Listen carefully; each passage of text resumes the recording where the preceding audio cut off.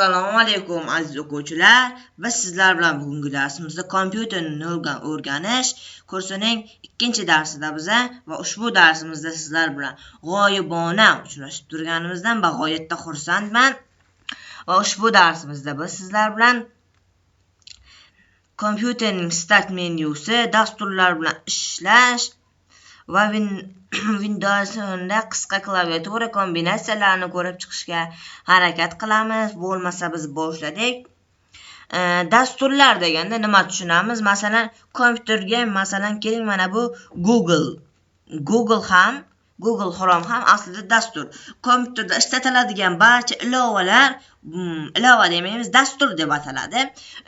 Ilovalar telefonda bo'ladi. Telefonda dasturlar bo'lmaydi, kompyuterda ilovalar bo'lmaydi. Xuddi shunaqa. Ya'ni kompyuterda umuman ilovalar o'rnatib bo'lmaydi. Keyin dasturlar, masalan, keling, ba'zi kompyuterlarda bo'ladi, juda ham ko'p dasturlar o'rnatilgan bo'ladi. Ya'ni mana bunaqa Telegramga o'xshagan Google'ning dasturi ham bo'lishi mumkin yoki juda ham ko'p dasturlar bo'ladi. Ana shularni ushbu dasturlarni o'chirishdan qo'rqishadi. Ya'ni ushbu dasturlarni o'chirsam dastur umuman o'chib ketadi deb o'ylashadi. Unutmang aziz do'stlar, dasturlarni mana bunaqa chetida mana bunaqa belgisi bor dasturlarni o'chirsangiz umuman o'chib ketmaydi. Mana bunaqa chetidagi mana bunaqa belgisi bor dasturlarni o'chirsangiz umuman o'chib ketmaydi. Chetidagi belgisini ko'ryapsiz, mana bunaqa belgisi bor. Dasturlarni o'chirsangiz umuman o'chib ketmaydi. Chunki bu yorliq, ya'ni dasturning yorlig'i hisoblanadi. Dasturning yorlig'i hisoblanadi. Ana shu dasturning yorlig'i dasturning ishga tushishini ta'minlaydi. Dasturni umuman o'chirish uchun esa mana bu ast kompyuterdan foydalaniladi. Dasturni o'chirib yuborish uchun mana keling, Windows R tugmasini bosamiz. Windows R tugmasini bosganimizdan keyin bu yerda chiqqan oynaga nima deb yozamiz? Control deb yozamiz. Control buyrug'ini kiritamiz mana. Ko'rib turibsiz, Control deb yozdik. Hozir yaqinlashtirib ko'rsataman.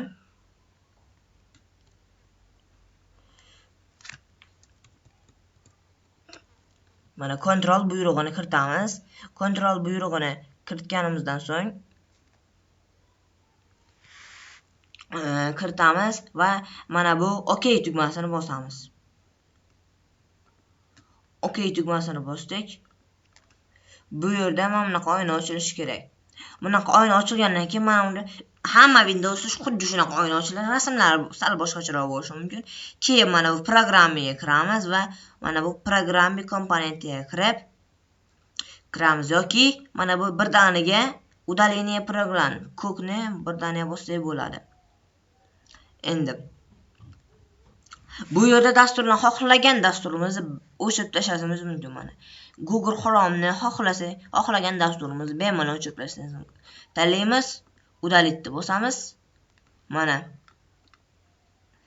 o'zbek tiliga bo'lganiga ahamiyat bermaysiz. Mana o'zbek tilida bo'lganiga ahamiyat bermaysiz, chunki dasturning o'zbek tili bormi? Ushbu dasturning o'zbek tilidagi variantini men hozir o'rnatganman. Sizda dali, ya'ni tugmasi chiqadi yoki udalit tugmasi chiqadi. Ushbu udalit tugmasi chiqqandan shuni bosasiz. Udalit yoki bu yerda dali bilan strelka tugmasi chiqqandan keyin siz o'shani bossangiz, dastur o'chirilishi avtomatik tarzda sizda boshlanadi.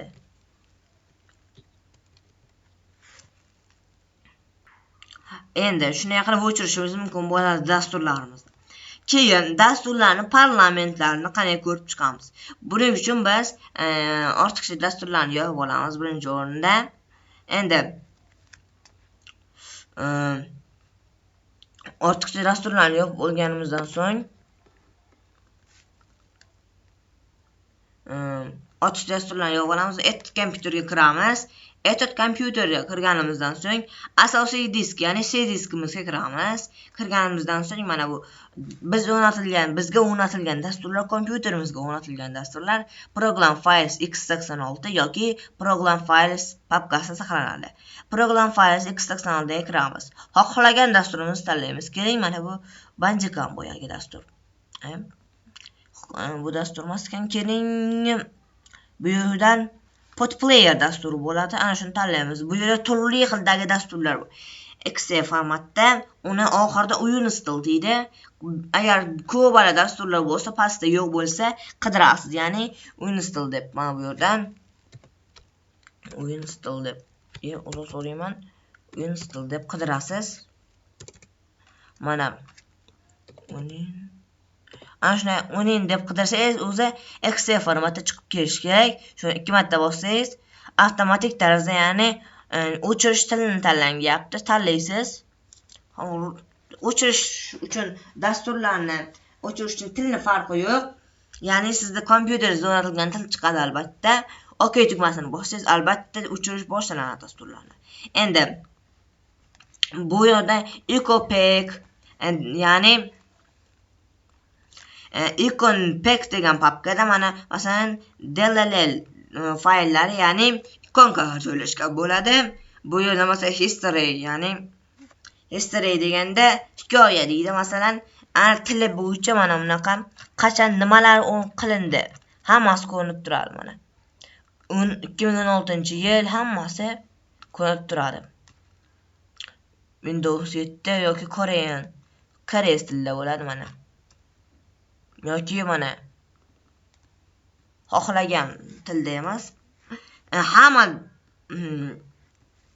keyin modul degan joyda modullar bo'ladi. Bu yerda DLL fayllar. Har bir dasturda turli xil bo'lishi mumkin. Keling, boshqa dasturga kirib ko'ramiz. Mana masalan Steam dasturi. Steam dasturida ham xuddi shunaqa uinstall deb qidirib ko'ramiz. Ya'ni mana chiqib keldi. Shuni 2 marta bosamiz bunga ham. Уже удалить deb bossak, boyaganday удалить bo'ladi. Endi bunda ham xuddi shunday narsa. Papkalar bo'yicha qilingan loglari, bu bo'shgan papka. Yana xohlagan unda ham DLL fayllar bo'ladi. Xuddi shunaqa yoki Game Overlay, Exe, Steam Exe dasturga kirish qismi bo'ladi bu. Dasturga kirish qismi. Dasturning kirish qismini mana bu yerga chiqarish uchun nima qilamiz? Keling, biz masalan Google ni chiqarmoqchi bo'lsak, mana dasturning kirish qismini topib olamiz. Mana masalan, keling Google ni chiqarib ko'ramiz. Program Filesga o'tamiz, Google ni topamiz. Chrome Application dasturni tanlaymiz. Ishqonchani o'ng tugmasini bosib, Отправить ga borib, Рабочий stol tayyorlik qilamiz va Рабочий stolımizda yorliq hosil bo'ldi. Bu dasturning yorlig'i hisoblanadi. Agar mabodo ana shu dasturni o'chirib yuboradigan bo'lsa, yorliq o'chib ketmaydi, lekin dasturga kirmaydi. Ya'ni biz dasturning kirish qismini topa olmadik deydi. Ya'ni bu yorliq boyagi dastur orqali sizning o'rnatilgan dasturingizga kiradi. Endi kompyuterda kardinkaga tushadi. Xohlagan o'chirilgan dasturlar kardinkani ham vaqti bilan tozalab turish kerak. Mana men doim tozalab turaman kardinkani. Kardinkada dasturlar ko'p bo'lsa, mana bunaqa to'lib turadi ichi. Agar bo'sh bo'lsa, hozir ko'rasiz. Mana kardinkani tozalash uchun ko'p fayllar bo'lsa, sichqonchani o'ng tugmasini bosamiz. Kardinkaga kirmaymiz, lekin va sichqonchani o'ng tugmasini bosib achisiz kardinka qilamiz. Bitta fayl bo'lgan uchun shunday deyapti. Dani bosamiz. Bo'sh bo'lib qoldi, mana ko'rib turibsiz kardinkamiz. Endi dasturlarni, parlamentlarni ko'rishni biz bilib oldik hozir. Endi qidirish. Agar sizda mana qidirish oynasi yo'q bo'lsa, uni chiqarishni ko'rsatib o'taman yoki bor bo'lsa, uni yo'qotishni ham ko'rsatib o'taman. Panel zadachga o'tamiz. Sichqonchani o'ng tugmasini bosib, poisk joyidan skritoni yo'q qo'ysak, u yo'q bo'ladi. Agar показать значок poiskni yo'q bo'lsa, u bor bo'ladi. Bu bor bo'lgani yaxshi yoki yo'q bo'lsa ham qisqa klavish kombinatsiyasi orqali, ya'ni kompyuteringizda mana bu Win S tugmasi orqali bemalol chiqarsak bo'ladi. Keyin mana yo'q bo'lsa ham Mana ko'rsatib o'taman hozir. 18 mana win s tugmasi orqali mana bemalol yozamiz. Masalan, keling Excel deb yozsak. O'sha avtomatik natija chiqyapti.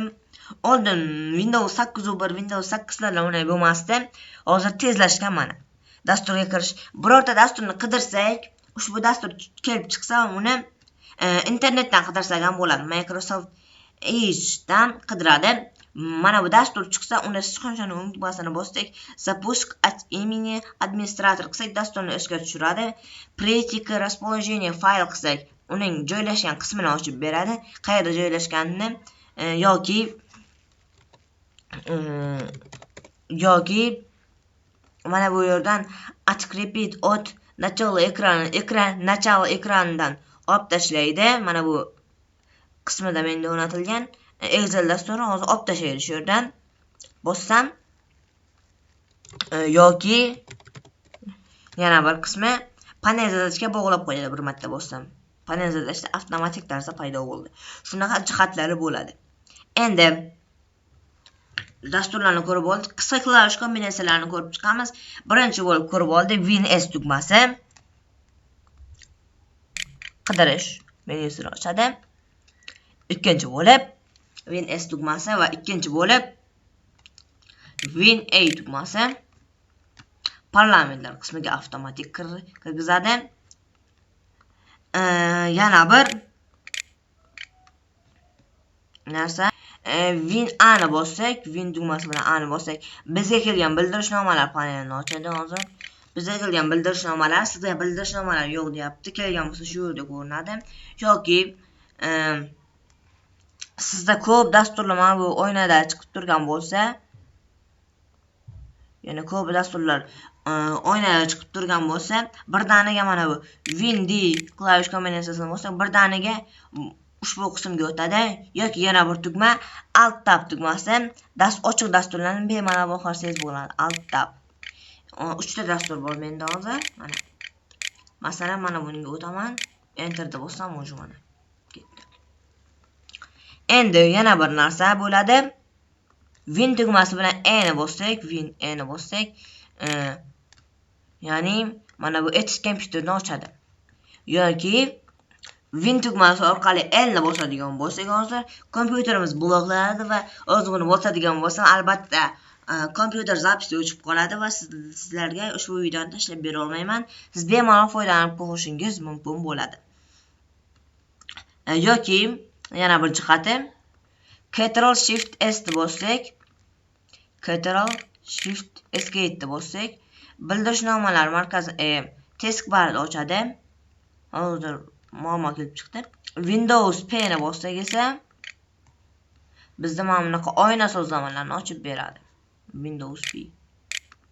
Mana oyna sozlamalarni ochib beradi. Ba'zi kompyuterlarda esa mana bu bo'lsa F10 tugmasi orqali ham amalga oshishi mumkin.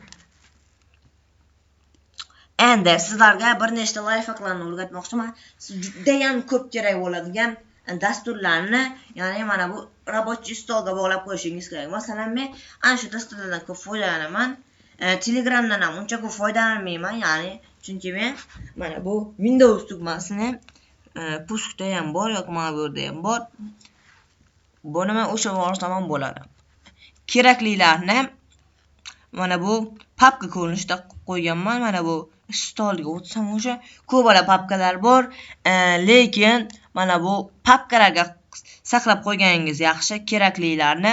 Agar siz papkalarga saqlamasa, shunday oddiy bularni bu yerga avtomatik tarzda o'tkazadigan bo'lsangiz, mana kompyuterni yonish jarayonida albatta sizga juda ham ko'p nagruzka, ya'ni kompyuteringiz yonishiga sekinlashtirishi mumkin. Buni orqaga qaytaramiz. Shuning uchun har bittasini mana bu ko'rib turgan ikonkasi, ya'ni rasmchasini ochish uchun albatta vaqt ketkazadi. Shuning uchun ana shunday turgani yaxshi. Siz masalan hozir mana bunga avtomatik kirsangiz, mana avtomatik ochyapti. Shunday qilib qilsangiz bo'ladi. siz masalan qidiruv maydoniga mana bu turli xildagi rasmlarni ham topishingiz mumkin bo'ladi. Masalan, keling, logo deb qidirsam bo'lmaydi. Logo deb qidirsam bo'lmaydi. Yoki rasmlarni qidirishingiz mumkin. Dokumentida bo'ladi mana. Shuncha logo deb nomlangan narsa. Yoki masalan, keling, birorta rasmni qidirmoqchi bo'lsangiz, mana rasmlarni nomlash shu yerda kerak bo'ladi. Masalan, keling,